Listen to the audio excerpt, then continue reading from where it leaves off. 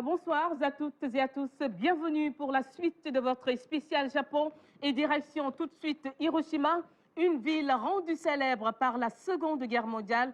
C'était en 1945. Le bilan est lourd, près de 300 000 morts. 70 ans après, comment se présente Hiroshima? Vraiment un exploit. Regardez. Hiroshima, vendredi 13 mars 2020. Une ville en pleine croissance. Grandes avenues, gratte-ciel à perte de vue, tramway, magasins, lieux de commerce. Le tout offre l'image d'une vie active, un peuple debout face à son destin. Ici, rien n'indique le passé douloureux de Hiroshima, il y a de cela 70 ans.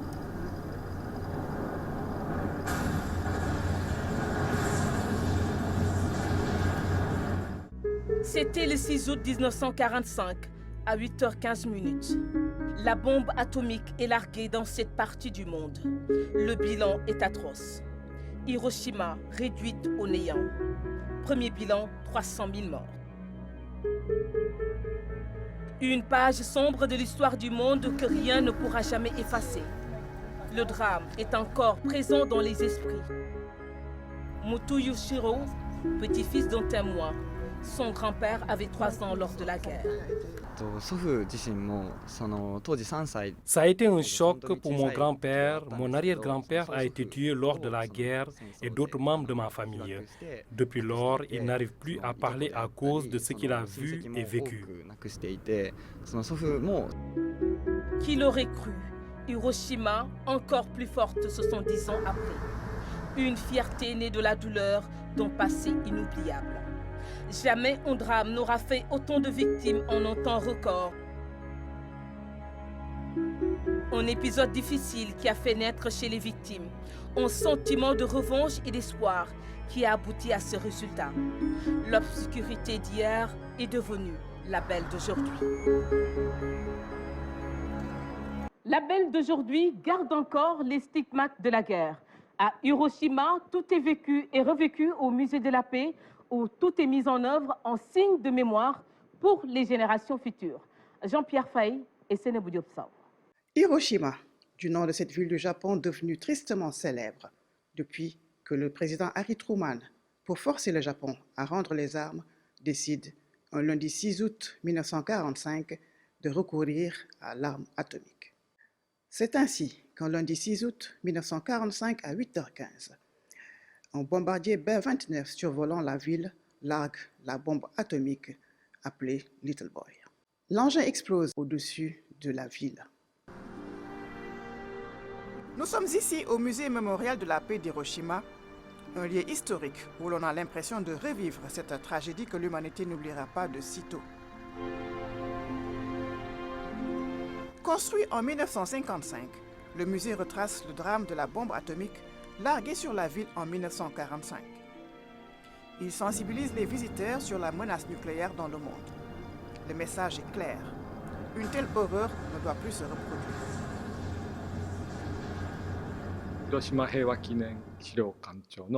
C'était le 6 août 1945 qu'une bombe atomique a détruit la ville. Et depuis, et grâce au soutien des citoyens et des soutiens du Japon à l'intérieur et à l'extérieur du Japon, la ville a connu le développement.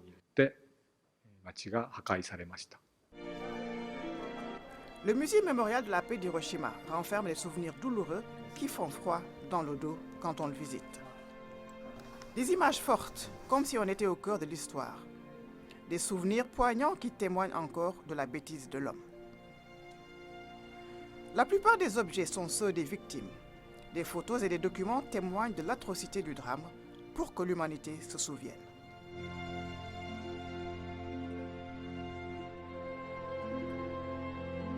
Le musée retrace l'histoire de la ville, sa militarisation et son industrialisation à la veille de la Seconde Guerre mondiale. La vie en temps de guerre y est aussi évoquée. Des maquettes et autres photos panoramiques donnent aux visiteurs une idée exacte des dégâts occasionnés sur la ville. Mais c'est surtout l'aile ouest, spécifiquement consacrée aux dommages causés par la bombe et ses rayonnements radioactifs, qui fait le plus d'effet aux visiteurs. Des effets personnels ayant appartenu aux victimes, des photographies souvent insoutenables et autres pièces y sont exposées et traduisent toute l'horreur de cette catastrophe née de la volonté de l'homme. Des jouets pour enfants fondus, des uniformes d'écoliers en lambeaux peuvent heurter les âmes sensibles. Un lieu émouvant à visiter et à ressentir dans un silence qui peut être terrifiant.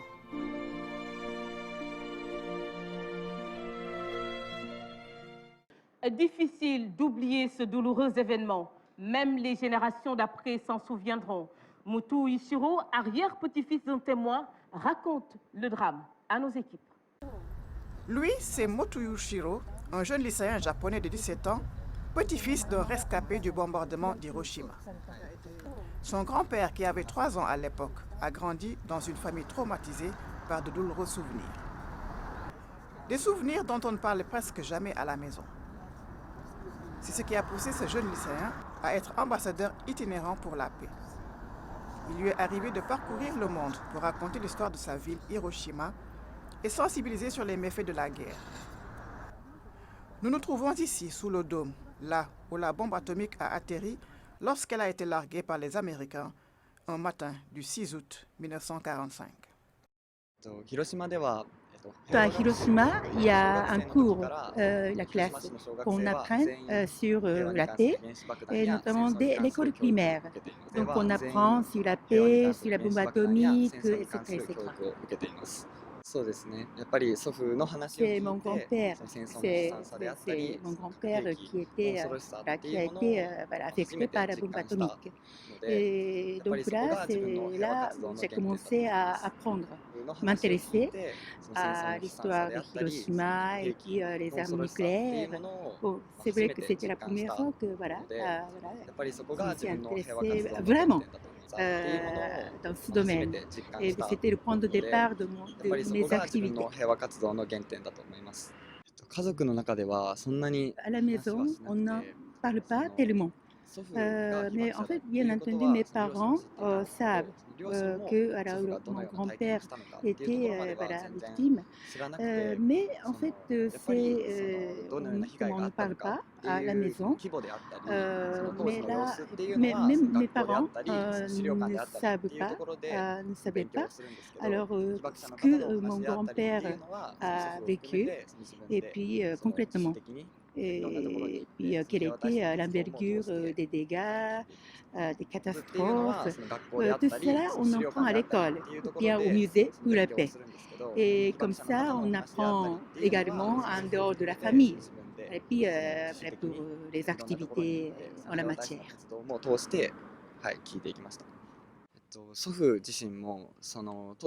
Mon père avait 3 ans lorsqu'il a été irradié. Mais en fait, bien sûr, mon grand-père. Et puis, bien entendu, mon arrière-grand-père, il a été tué à cause de la bombe atomique. Et puis, les cousins de mon grand-père, et puis les parents. Bon, il y a eu beaucoup de morts. C'est pour ça que certains ont été brûlés grièvement. Donc là, il y a une triste histoire. C'est pour ça qu'ils ne voulaient pas. Et puis également, il y avait des discriminations vis-à-vis des victimes de la bombe atomique. C'est pour cela que mon grand-père ne veut plus se rappeler de cette histoire.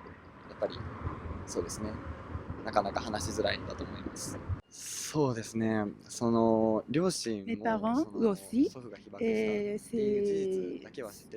savez qu'ils savaient que le grand-père a été affecté par la bombe atomique, mais ils ne connaissaient pas en détail. Et puis là, donc c'était là où j'ai appris que mon grand-père était affecté par la bombe atomique, que mes parents aussi, ils ont appris quelques détails. C'est pour ça que les impacts à la maison, il est un peu difficile à dire, mais en fait, mes parents aussi, on apprend beaucoup de choses ensemble dans la famille.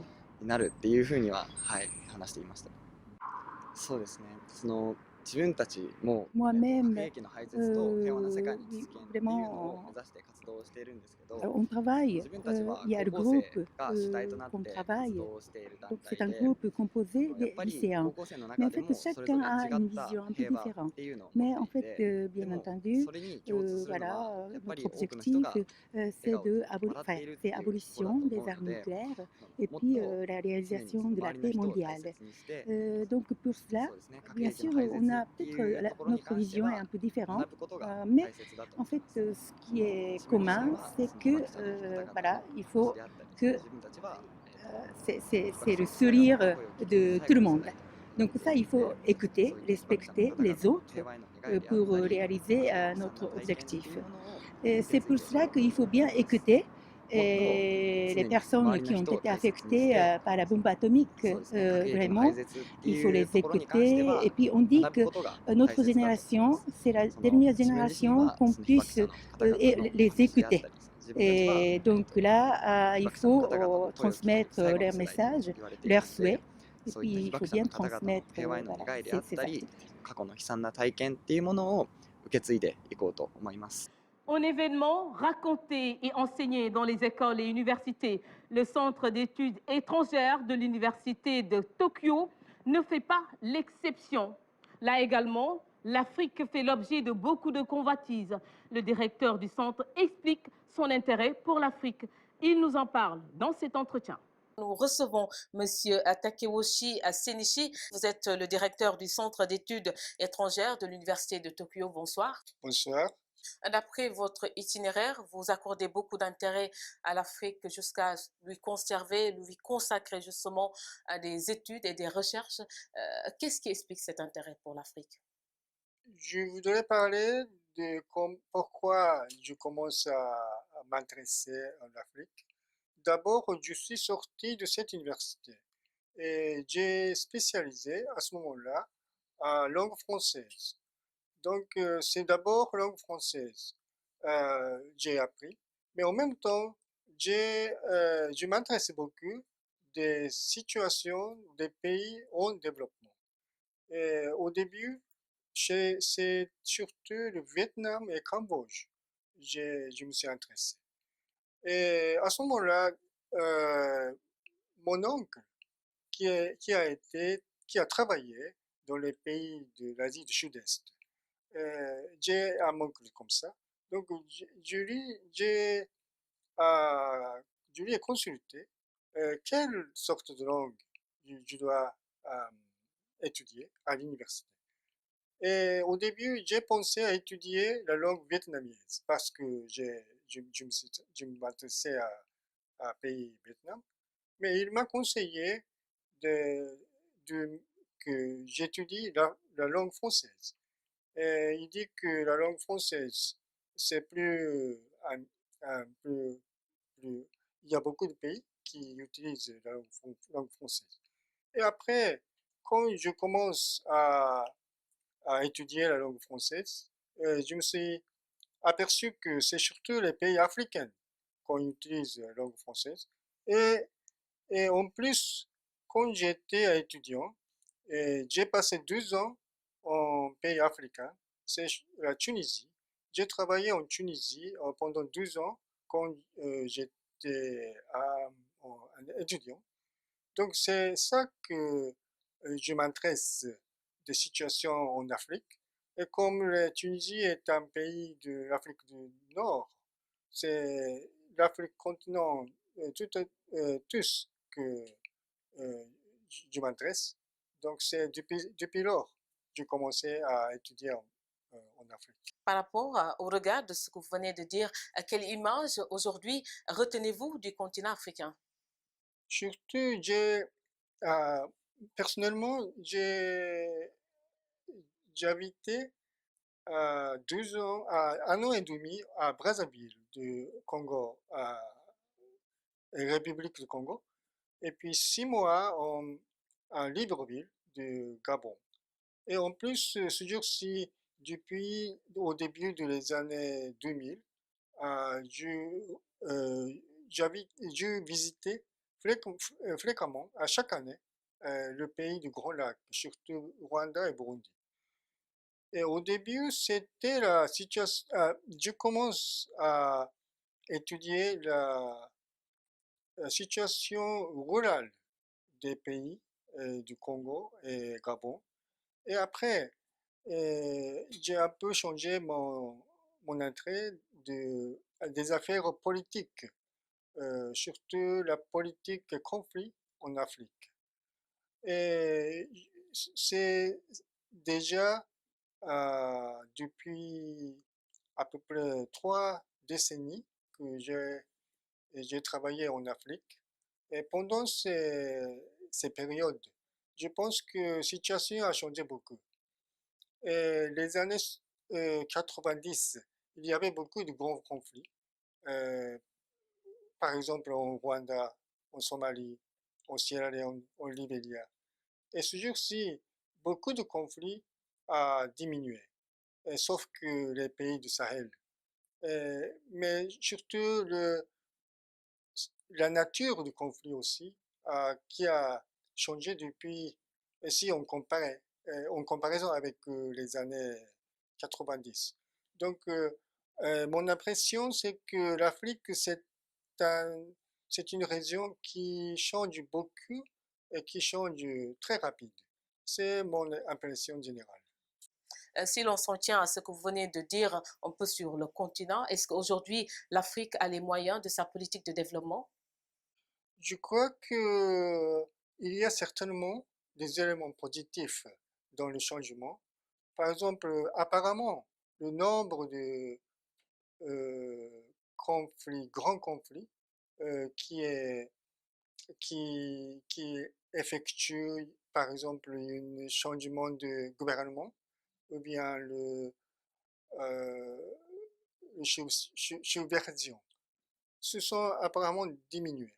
Of course, bien sûr, situation de l'Afrique centrale, par exemple, la République centrafricaine, c'est grave. Situation Mali, c'est grave. Situation de l'Est du Congo, c'est aussi grave. Mais si vous vous rappelez la situation des années 90, il y avait beaucoup de pays qui a changé, qui doit changer le gouvernement à cause du grand conflit. Mais ce jour-ci, c'est relativement rare. Il y a le euh, apaisement du conflit en général. Mais aujourd'hui, ce qui est grave, c'est la nature du conflit a changé et le conflit local, y compris le conflit en terre ou bien conflit en bétail, qui commence à lier le conflit extrémiste ou bien djihadiste, euh, régional, religion, religieux. Ça c'est le développement récemment et je crois que c'est une chose qui doit considérer gravement. Donc c'est côté positif et côté plus grave. Et quelle serait pour vous la voie du salut pour que le continent puisse sortir de cette situation de conflit, de pauvreté et d'instabilité dont vous avez fait allusion tout à l'heure? Conflit en Afrique, c'est le problème de l'État, de l'État. Comment construire l'État qui a la légitimité de la part de la population? C'est le clé de résolution du conflit en Afrique. C'est euh, si on considère la situation, par exemple, du Mali ou bien l'Est du Congo, des Républiques démocratiques du Congo, ces conflits développent dans le terrain là où l'État n'existe pas.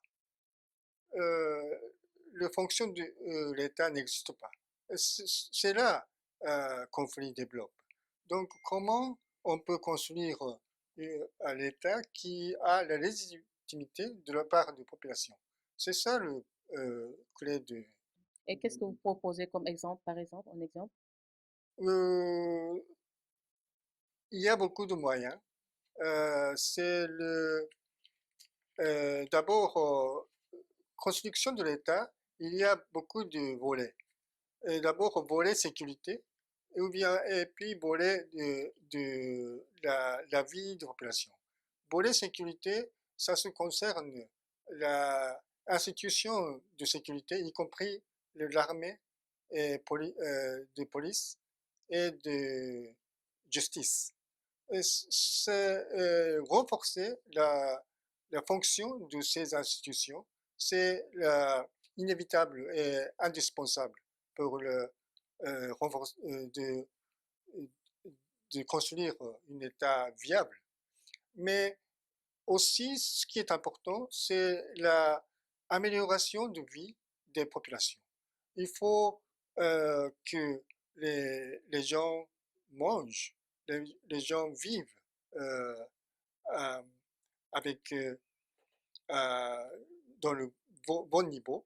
Ça, c'est aussi indispensable. Donc, du côté est très important.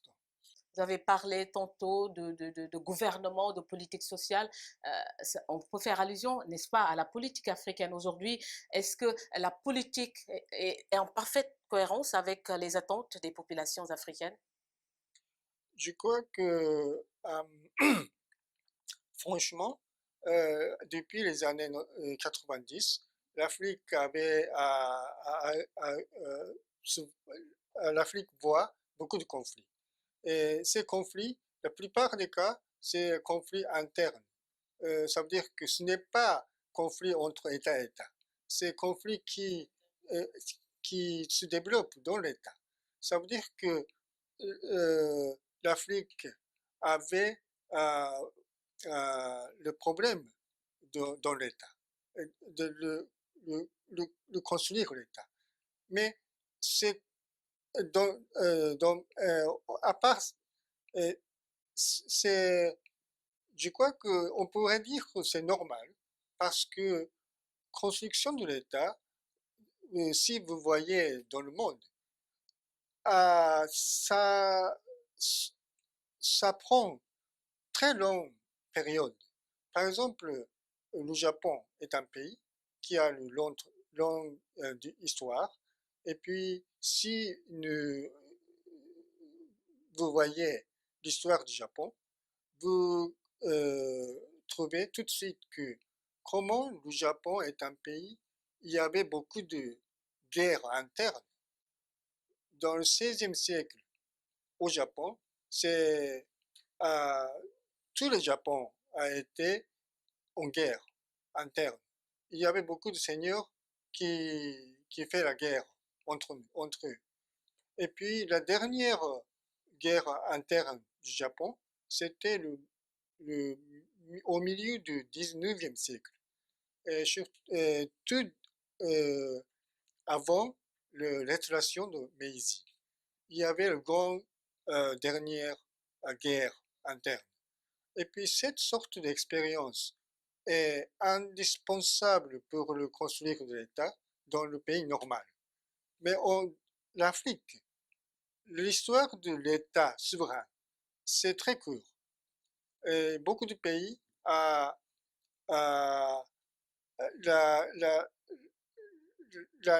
l'État a été implanté par la conséquence de colonisation. Et puis c'était au début, à la fin du 19e siècle. Et puis l'État a été implanté. Et puis c'était les années 1960 que vous avez le pays souverain. Et maintenant, après ça, nous avons donc à peu près 60 ans que depuis l'indépendance. Donc, l'expérience de construction de l'État est généralement courte en Afrique. Donc, on peut imaginer la difficulté de construire de l'État. Donc,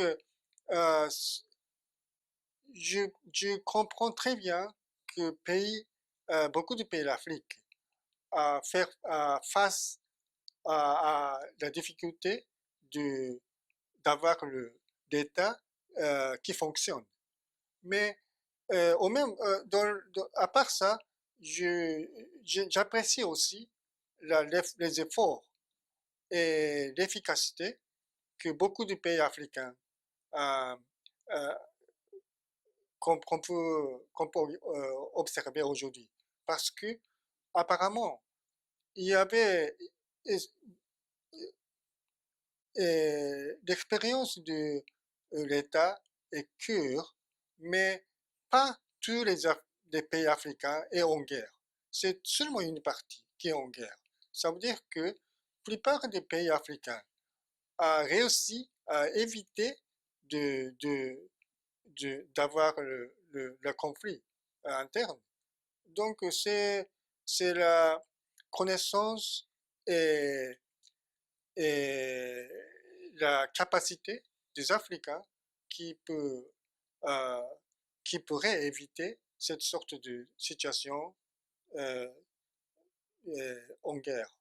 Donc je crois que Donc l'Afrique peut régler elle-même ses problèmes. c'est ça, c'est ça. L'Afrique avait beaucoup de cas réussir de éviter le problème. Et puis, bien sûr, l'Afrique peut régler la, la situation très confuse. Autre constat, toujours sur le continent, la percée du Japon au niveau du continent africain. Aujourd'hui, qu'est-ce qui explique un peu cette présence plus accrue au niveau du continent africain? Qu'est-ce qui l'explique? C'est une question plus ou moins difficile parce que vous disiez que le Japon est percé, mais peut-être le personne le cercle de business au Japon considère que ce n'est pas suffisant. Plutôt si on compare avec la Chine, c'est très c'est apparent si on compare avec la Chine. Le parti du commerce du Japon, c'est plus petit. Et toujours par rapport à ce partenariat, notamment dans le domaine du commerce, aujourd'hui, à combien peut-on évaluer le volume des échanges entre les deux pays? Et il y a donc, en d'autres termes, il y a beaucoup de potentialité pour le Japon de agrandir le commerce. Et pour le Sénégal? Bien sûr, Sénégal, je crois qu'il y a euh, beaucoup de possibilités que le Japon doit faire. Comme quoi, par exemple? Il y a beaucoup de choses. Je crois que la relation commerciale, c'est la conséquence de relations plus diplomatiques et culturelles. Et par exemple, euh, dans notre, euh, dans notre cas, l'éducation de langue japonaise est très maigre au Sénégal. Le Sénégal est un pays très important, c'est un pays stable et même le centre de l'Afrique francophone en Afrique ouest. Mais je ne sais pas comment, et je ne crois pas qu'il y a institution officielle qui donne l'éducation japonaise. Donc il faut que c'est l'effort du gouvernement japonais qui doit plus apporter des choses au votre pays. Et puis aussi l'intérêt parmi les Sénégalais, l'intérêt pour le Japon. Et je crois qu'il faut plus ou moins développer. Dans le domaine des recherches, qu'est-ce qu'il y a lieu de faire dans ce domaine? À quoi l'on peut s'attendre entre le Sénégal et le Japon? Ah, ça aussi, il y a beaucoup de choses à faire. Et je sais que j'ai une fois visité votre pays. Et puis j'ai visité votre université de Cheikh Anta Diop. Et puis j'ai parlé à quelques chercheurs. Et je connais qu'il y a quelques chercheurs qui s'intéressent à la langue japonaise. Et même, ils ont expliqué que ils font des efforts de quelques euh, réunions de compétition de haïku, qui est le poème japonais. Donc c'est une très bonne chose. Et je crois que moi, je suis spécialiste de politique, économie politique. Donc cette sorte de science sociale doit faire, il y a beaucoup de choses à faire pour la recherche conjointe. Euh, oui, j'attends beaucoup de travailler avec cette sorte d'occasion. Voilà, c'est tout pour cet entretien que vient de nous accorder Monsieur Takeyoshi Senichi. Je rappelle que vous êtes le directeur du Centre d'études étrangères de l'Université de Tokyo. Merci d'avoir accepté de répondre à nos questions. Merci, madame. Allons à présent à la découverte d'une merveille, la tour Abeno Harukas d'Osaka. Résultat de la haute technologie japonaise. 300 mètres de hauteur, 60 mètres de sous-sol, une cité dans une cité. Regardez.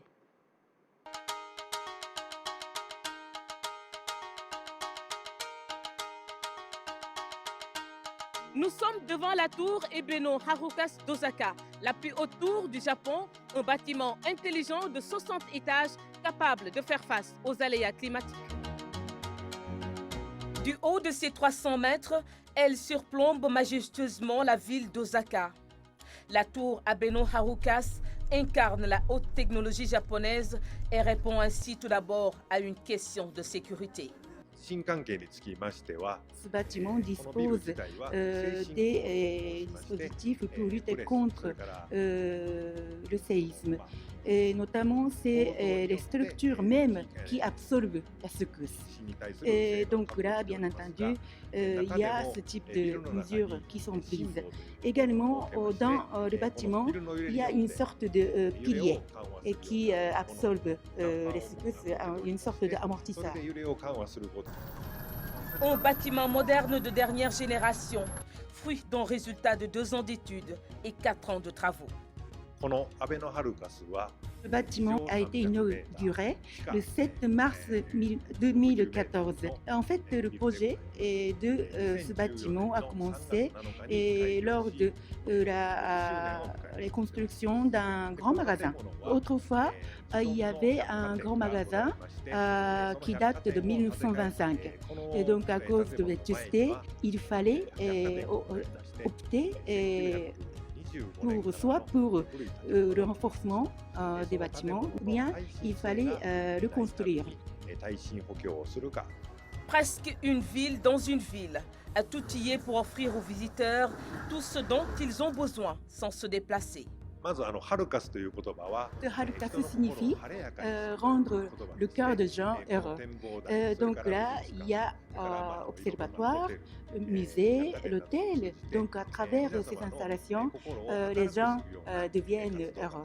Et puis notamment, depuis ici, observatoire, on peut voir, on peut dominer toute la ville d'Osaka, mais ce n'est pas non seulement la ville d'Osaka, donc toute la région de Kinki et Kansai.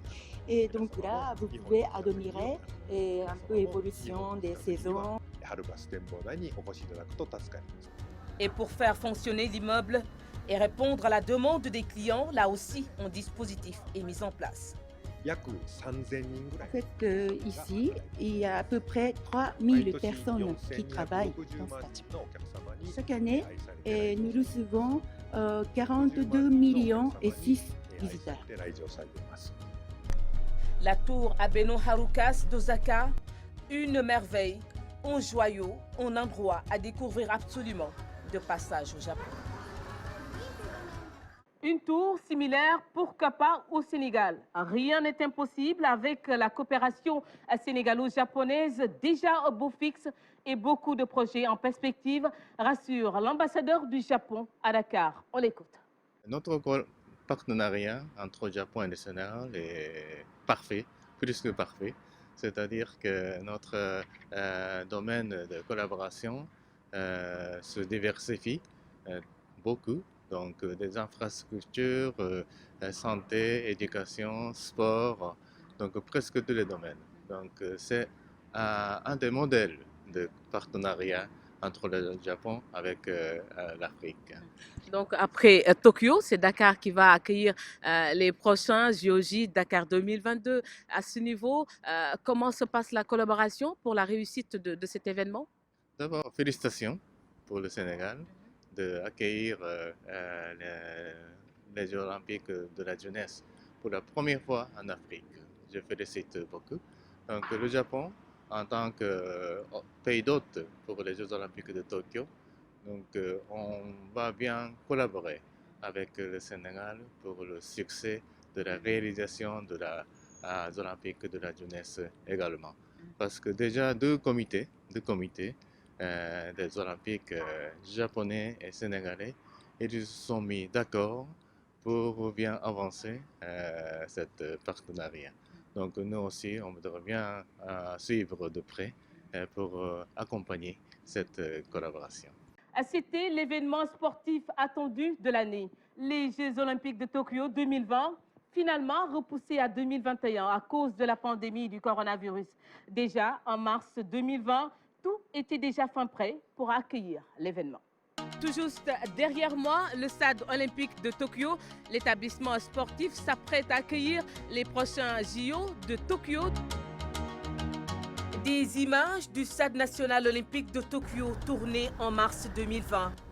L'établissement sportif entièrement rénové à coups de millions était déjà fin prêt pour accueillir les JO de Tokyo 2020, finalement repoussés à 2021 à cause de la pandémie du coronavirus. Ce n'est pas non seulement le coronavirus, mais bien entendu concernant d'autres maladies infectieuses. Bien entendu, notre comité se prépare en collaboration, étroite collaboration avec le gouvernement du Japon ainsi que de différents ministères et agences. Donc là, pour que les visiteurs puissent alors aller venir avec la sécurité, en sûreté, en sécurité.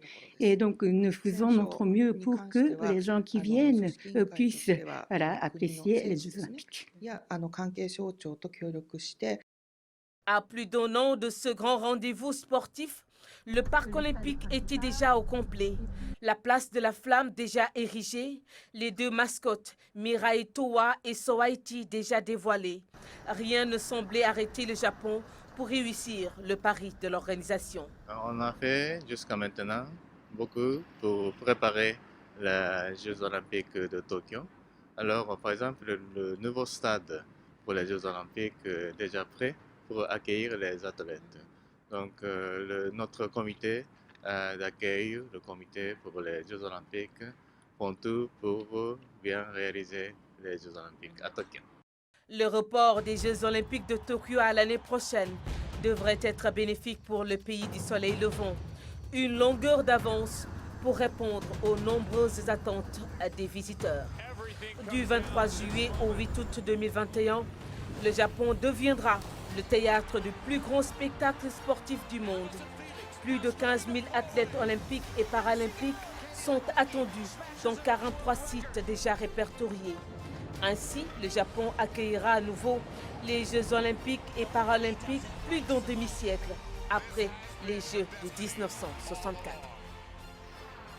C'est la fin de votre spécial Japon. Merci à la JICA, merci à la RTS, merci à toute l'équipe de production, merci également à vous qui nous suivez de partout et plein succès à la coopération sénégalo-japonaise.